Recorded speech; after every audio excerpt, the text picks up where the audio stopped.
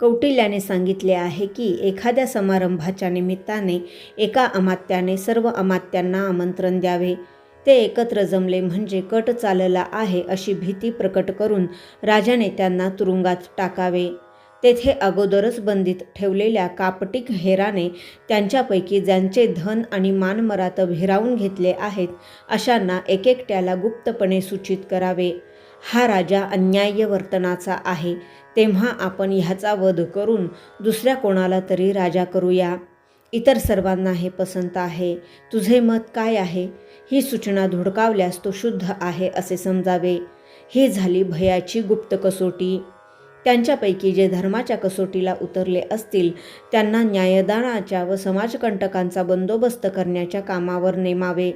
जे द्रव्याच्या कसोटीला उतरले असतील त्यांना समाहर्त्याच्या उत्पन्न गोळा करण्याच्या कामावर व सन्निधात्याच्या कामावर नेमावे.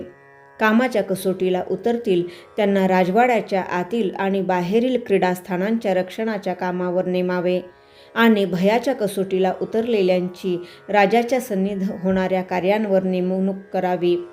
सर्व कसोट्यांना उतरलेल्यांना मंत्रीपदी नेमावे. सर्व कसोट्यात अशुद्ध ठरलेल्यांचा खाणी, द्रव्योत्पादक जंगले, हत्तींची जंगले, कारखाने यात उपयोग करावा.